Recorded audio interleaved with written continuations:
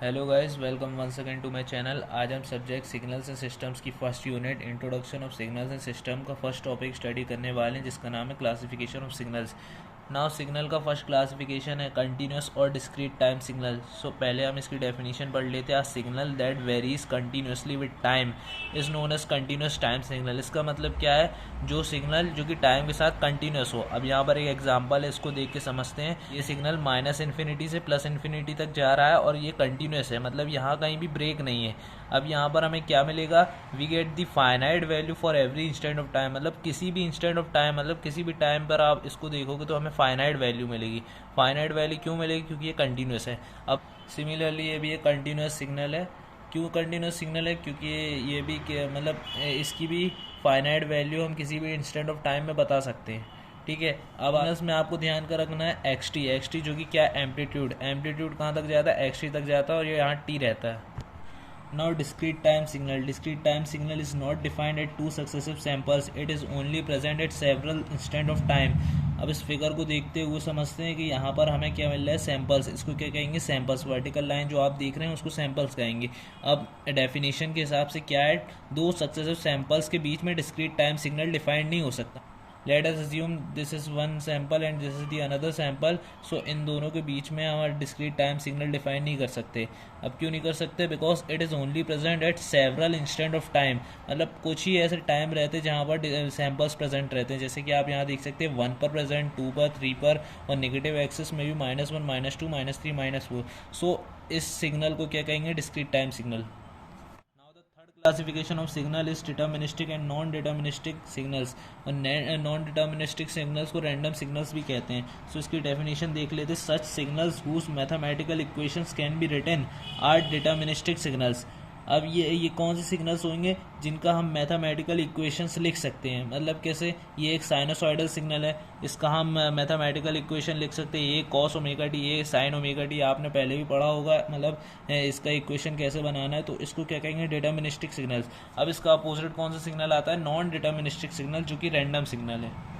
So random signal कुछ इस type के सिग्नल होते हैं जिसका कोई मैथमेटिकल इक्वेशन हम बना ही नहीं सकते, तो इसको क्या कहेंगे? नॉन डिटर्मिनिस्टिक सिग्नल और रैंडम सिग्नल।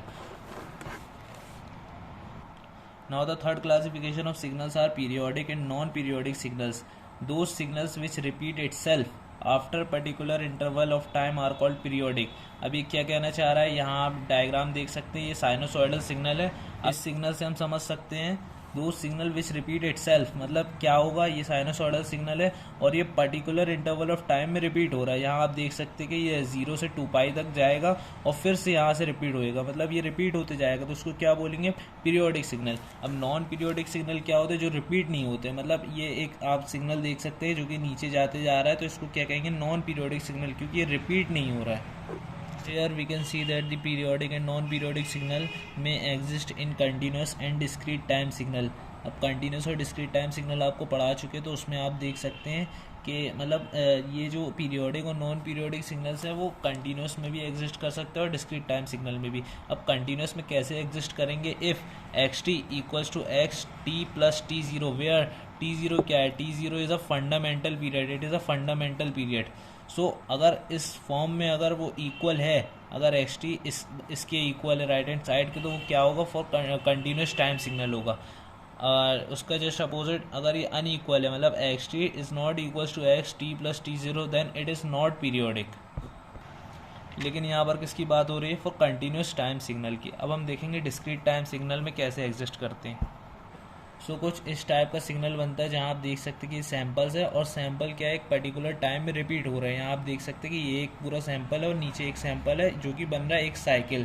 अब यही चीज़ आगे रिपीट होती जाएगी, तो ये क्या है? पीरियोडिक सिग्नल है। पीरियोडिक सिग्नल मतलब क्या है? जो चीज़ रिपीट होती है, जो सिग्नल रिपीट होता है उसको क्या कहेंगे? Periodic signal. अब यहाँ पर आप देख सकते हैं कि ये non periodic signal. Non periodic signal कैसा है? तो डिस्क्रीट में, लेकिन नॉन पीरियोडिक सिग्नल है, क्योंकि आप यहाँ देख सकते हैं कि जो सैम्पल्स हैं वो अनइवन है। अनइवन है मतलब रिपीट नहीं हो रहा है। रिपीट नहीं हो रहा है, इसका मतलब क्या है? नॉन पीरियोडिक सिग्नल है।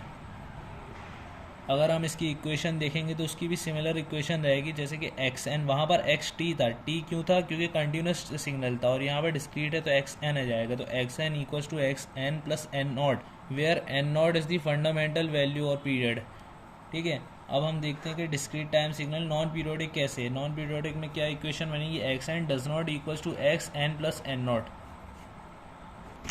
So now we discuss about the four type of classification of signal, which is even or odd signal, and it is also called as symmetrical और asymmetrical signal.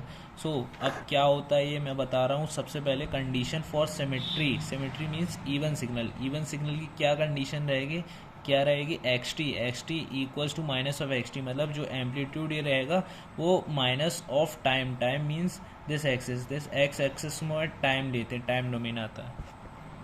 सो यहाँ आप देख सकते हैं कि राइट साइड में जो सिग्नल बना है वैसे ही आइडेंटिकल सिग्नल लेफ़्ट साइड में भी होना चाहिए। और कैसे होना चाहिए, जो कि इसका एम्पलीट्यूड यहाँ पर मान लो इतना है, ए है, सो यहाँ पर भी ए होना चाहिए और यहाँ पर बी है, मतलब उससे जितना भी यहाँ कम हुआ है उतना यहाँ पर भी कम होना चाहिए। मतलब जो एम्पलीट्यूड यहाँ पर होगा इस सिग्नल, इस राइट साइड सिग्नल में होगा, वही सेम लेफ़्ट साइड सिग्नल में होगा, तभी ये क्या कर रहेगा, इवन सिग्नल या सिमेट्री सिग्नल। सो यहाँ आप रीड कर सकते हैं the amplitude of signal on both side of axis must be same. अब कंडीशन फॉर ऑड या एसिमेट्री सिग्नल। सो एसिमेट्री सिग्नल की क्या कंडीशन रहेगी, यहाँ पर आप देख सकते हैं condition x t equals to minus of x minus t. अब माइनस टी क्यों है, क्योंकि ये लेफ्ट हैंड साइड में मतलब निगेटिव एक्सिस में है।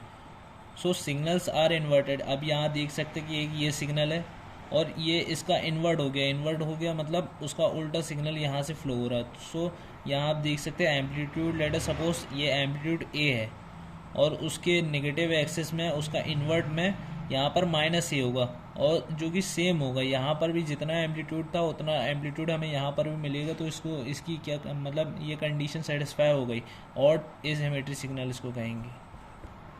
Now the fifth classification of signals are power signal or energy signals. अब energy signal is a signal in which energy is finite, means क्या, energy finite होगी, definite होगी, and power is zero, power क्या रहेगा, zero रहेगा। अब किस चीज़ में ऐसा रहेगा इसका application, non periodic signals are mostly energy signals. Let us suppose this is a non periodic signal.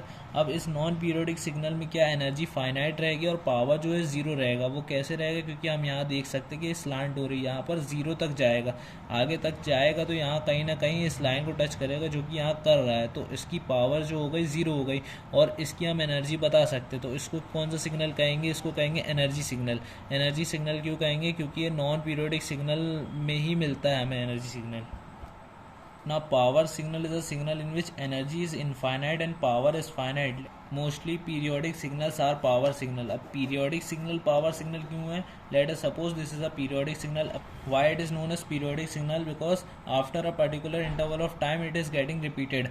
So यहाँ आप देख सकते हैं कि ये एक सिग्नल यहाँ तक आ रहा है और यहाँ पर आगे रिपीट होते जाएगा, तो इसके रिपीट होने से हम इसकी एनर्जी कैलकुलेट नहीं कर सकते, तो एनर्जी इसकी इनफाइनाइट रहेगी। इसकी एनर्जी क्या रहेगी, इनफाइनाइट रहेगी, और पावर जो है फाइनाइट रहेगी। इसका हम पावर डिफाइन कर सकते हैं कि पावर कितनी है, और उसका अलग फार्मूला रहता है जो कि हम नेक्स्ट वीडियो में देखते हैं।